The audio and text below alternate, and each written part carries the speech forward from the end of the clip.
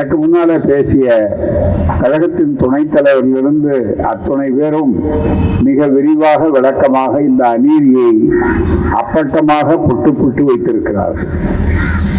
ஏன் இந்த அநீதியை அவர்கள் நெஞ்சம் மாற மனசாட்சிக்கு விரோதமாக அப்படி ஒன்று இருப்பதாகவே அவர்களுக்கு தெரியவில்லை. இருந்தால் அதற்கு விரோதமாக என்று கூட சொல்லலாம். இருக்கிறதா என்பதே கேள்விக்குறி. அப்படிப்பட்ட ஒரு சூழ்நிலையில நம்மிடமே பணத்தை வசூலித்து அதை நமக்கு கொடுக்காமல் அவர்களே மற்ற விரும்பக்கூடியவர்களுக்கு கொடுப்பது என்பது இருக்கிறத, அது எந்த வகையில் சம ஈவு சம பகிர்வு ஆகும்? இது ஒன்றும் அவர்கள் நடத்துகிற ஒரு தனி வியாபாரம் அல்ல. இது ஒரு அரசியல் சட்டத்திலே பிரமாணம் எடுத்துக்கொண்டு நடக்கக்கூடிய ஒரு அரசு. அந்த அரசியல் சட்டத்திலே என்ன சொல்லி இருக்கிறது? கூட்டாட்சி.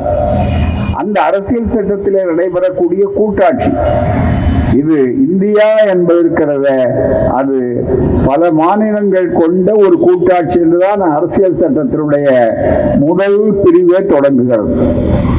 India, that is Bharat, shall be a union of states என்று ஆரம்பிக்கிறது. இது பல மாநிலங்கள் சேர்ந்த ஒரு கூட்டாட்சி. அதை நேரடியாக மறுக்கக்கூடிய தத்துவத்திலே உள்ளே அவர்களுக்கு அந்த கூட்டாட்சி பிடிக்காது. ஒன்றுபட்ட ஒரு ஆட்சியாகத்தான் இருக்க வேண்டும், ஏகத்துவ ஆட்சியாகத்தான் இருக்க வேண்டும். அதுதான் யூனிட்டரி ஸ்டேட் என்று ஆங்கிலத்திலே சொல்வார்கள். ஒரே ஒரு அரசு இருக்க வேண்டும், ஒரே அரசு தான். பல மாநில அரசுகள் இருக்கக்கூடாது, மாகாணங்களே இருக்கக்கூடாது. இதுதான் இங்கே மதிவதனி அவர்கள் கூட சுட்டி காட்டியது மாதிரி கோல்வால்கருடைய புத்தகம் அவருடைய தத்துவ கருத்தாக தான். அவர்களுக்கு யாருக்கும் மாநிலங்களே இருக்கக்கூடாது. ஆனாலும் அதை வெளிப்படையாக காட்டிக்கொள்ள முடியாது அவர்களால. அதனால அவர்கள் ரொம்ப தந்திரமா RSS பதவிக்கு வந்த உடனே அவர்கள் ஒரு வார்த்தையை கண்டுபிடிச்சாங்க, ஏமாற்று வேலை. எல்லாமே பார்த்தீங்கன்னா அங்க மேல விஷத்துக்கு சர்க்கரை உருண்டை தடவிற மாதிரி, விஷம் தான் அதுக்கு சர்க்கரை தடவின மாதிரி இருக்கும். அது சர்க்கரை முதல்ல இனிக்கிற மாதிரி இருக்கும், பிறகு அது உயிரையே கொண்டு விடும். அது மாதிரி அவருக்கு ஒரு வார்த்தையை கண்டுபிடித்தார்கள் அவர்கள். அதுக்கு என்ன சொல்லு சொன்னால், இன்று வரையிலே சொல்லி கோஆபரேட்டிவ் ஃபெடரலிசம் என்று சொல்லுகிறார். அதாவது கூட்டு மட்டும் இல்ல, இவர்கள் கூட்டாட்சி மட்டும் இல்ல, கூட்டுறவு உள்ள கூட்டாட்சி. இந்த கூட்டாட்சினாலே கூட்டுறவு தான். அதுக்கு மேல ரொம்ப முட்டாள்தனமா இருக்கு அந்த வார்த்தையை. பெரிய அறிவாளிகள் கண்டுபிடிச்ச வார்த்தைங்கிறான். மிக முக்கியமா கூட்டாட்சி என்று சொன்னாலே, மிக ஃபெடரேஷன்னாலே கூட்டுதான். கூட்டுறவு உள்ள கூட்டாட்சின்னா என்ன அர்த்தம்? எது இல்லையோ அதை சொல்றான். அதுதான் மிக முக்கியமானது. Cooperative federalism. சரி, இப்ப அந்த பேர்ல கூட வேண்டாம், ரொம்ப நீங்க ராஜாவை மிஞ்சக்கூடிய ராஜ விசுவாசிகளா பேர் வச்சிருக்கீங்க, சரி. ஆனா அந்த நடைமுறையில எத்தனை விழுக்காடு நீங்கள் செய்திருக்கிறீர்கள்? இதுதான் இன்றைக்கு கேள்வி. இதுதான் நல்ல சந்தர்ப்பம். எத்தனை மாநிலங்கள் இருக்கின்றன? அந்த மாநிலங்கள்ல ஏன் இப்போ ஒரு கோஷம் இந்தியா பூராவிலையும் பார்லிமெண்ட்ல தொடங்கி இந்தியா பூராவிலையும் அந்த வள்ளுவர் கோட்டம் வரையில நடக்கக்கூடிய எல்லா இடத்துலையும் ஏன் எதிரொலிக்குது? இந்திய பட்ஜெட்டா அல்லது இது பீகாருக்கும் ஆந்திராவுக்கு மட்டுமே இருக்கக்கூடிய பட்ஜெட்டான்னு கேட்கக்கூடிய அளவிற்கு இந்த ஏன் குரல் வரணும்?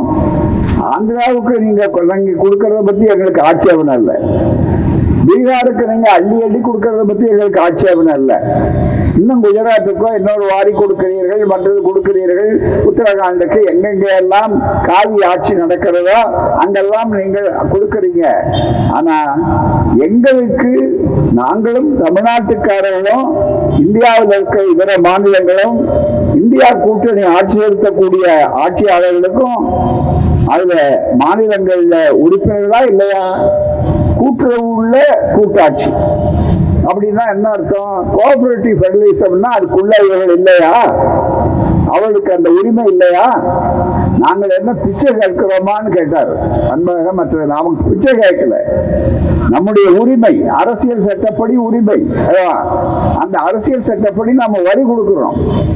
வரி கொடுக்கறதுல நமக்கு மிக முக்கியமா மிகப்படியாக திரும்ப இந்த காலத்துல வீரபாண்டிய கட்டபொம்மன் தான் தேசியத்துக்கு ரொம்ப முக்கியம்னு நீங்க சொல்லி அதை மிகப்பெரிய அளவு பாராட்டுகிறீர்கள். வீரபாண்டிய கட்டபொம்மன் இந்த வசனத்துல என்ன வந்தது? அதை இப்ப நாங்க திருப்பி கேட்கலாம். அந்த வசனத்தை திருப்பி சொல்லணுமா? சொல்ல வேண்டிய அவசியம் இருக்குமா? நீங்க நல்லா நினைத்து பார்க்கணும். ஏன்னு கேட்டால் உங்களுக்கு பங்கு என்ன இல்லை, மிக முக்கியமா வேற ஒண்ணும் இல்ல. நண்பர்களை நீங்க எல்லாம் தெளிவா சொல்லிட்டீங்க. நல்லா புரிந்து கொள்ளணும். சாதாரண மக்களுக்கு கூட போய் சேரணுங்கிறது தான் இந்த ஆர்ப்பாட்டத்தினால நாம மக்கள் மத்தியில் இந்த பிரச்சாரத்தை தெருவிலே சொல்லணும். இன்றைக்கு சென்னையில பாத்தீங்கன்னா ஒரு இடத்துக்கு புறப்படும் போது நாம ஒரு நிகழ்ச்சிக்கு போறோம். மற்ற மாநிலங்களை மற்ற நகரங்களை பார்க்கும்போது நம்ம என்ன காவல்துறையாக இருந்தாலும் அல்லது அதிகாரிகளாக இருந்தாலும் எவ்வளோ அற்புதமாக சமாளிக்கிறாங்க மிகப்பெரிய அளவுக்கு. இந்த மெட்ரோ திட்டம்னு மட்டும் வந்துடலன்னா இன்னைக்கு இன்னும் நெருக்கடி இருக்கும், போக்குவரத்துக்கு நெருக்கடி இருக்கும். ரொம்ப மிக முக்கியமா தகுந்த நேரத்தில் இந்த மெட்ரோ திட்டம் வந்தா இதுல உங்களுடைய பங்களிப்பு இருக்க வேண்டாமா? என்ன கேட்டா முழுக்க முழுக்க ரயில் எப்படியோ அது முழுக்க அதுலயும் அவர்கள் கோளாறு செய்தாங்க. ரயில்வேல எந்த திட்டமும் கிடையாது புதுசா.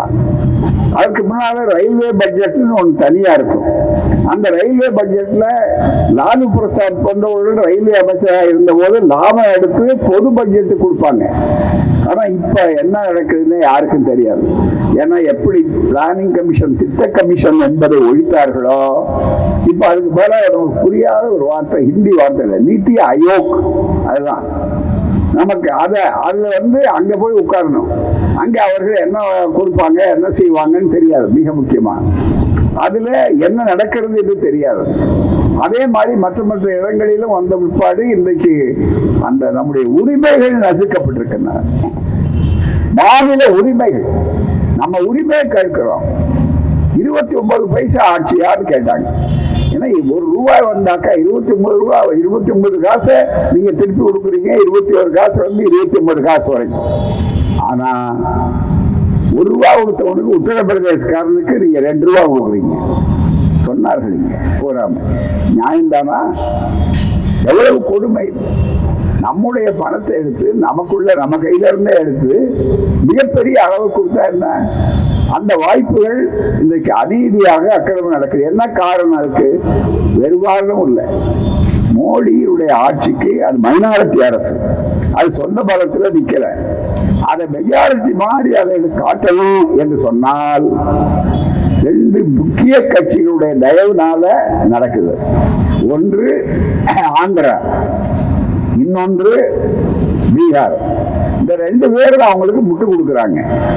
ஏன்னா பிரதமர் நாற்காலி 2 கால் இல்ல இருக்கு. நாற்காலியே இல்லை, 2 காலி தான் இருக்கு. அந்த மீதி 2 கால் இவங்க தான் கொடுத்துருக்காங்க. அந்த 2 காலம் ஆடிக்கிட்டே இருக்கு அடிக்கடி. பயம் அவருக்கு இந்த 2 காலம் இருக்காங்க. அதுக்கு இத்தனை 1000 கோடி கொடுத்தாங்கன்னு சொன்னாங்க பாருங்க. 58,000 கொடுத்தாங்களா? வெள்ளம் வரத்துக்கு முன்னாலே 11,000 கோடி கொடுத்தாங்களான்னு சொன்னார்களே. அந்த 2 என்னன்னா இவங்க போட்ட ஃபெவிகால். இந்த ஃபெவிகால் இருக்கு பாருங்க, அந்த நாற்காலிக்கு பதிலா ஃபெவிகால். அதுதான் மிக முக்கியம். அந்த 2 காலுக்கு ஃபெவிகால் ஓட்டுறாங்க. எப்படி? நம்ம பணத்தை எடுத்து. அந்த வீட்டுனையே என் பொண்டாட்டி கையேன்னு தமிழ்நாட்டில் சாதாரணமா கிராமத்துல சொல்லுவாங்க. மிக முக்கியமா அது மாதிரி நாம கொடுத்த வரி பணத்தை எடுத்து அதை நியாயமா விநியோகம் செய்யாம அவர் என்ன பண்றாரு? தான் ஆடுற நாற்காலிக்கு ஒட்டுறதுக்கே செலவு பண்றாரு. எனவே இது ஃபெவிகால் பட்ஜெட். அவ்வளவுதானே தவிர சொந்தக்கால் பட்ஜெட் அல்ல. மிக முக்கியமா பாதகம் செய்பவரை கண்டால் நாம் பயங்கொள்ளலாகாது பாப்பா. மோதி மிதித்து விடு பாப்பா, அவர் முகத்தில் உமிழ்ந்து விடு பாப்பா. அண்மை செய்திகளை உடனுக்குடன் தெரிந்து கொள்ள இணைந்திருங்கள் இயம்நாடு தொலைக்காட்சியுடன்.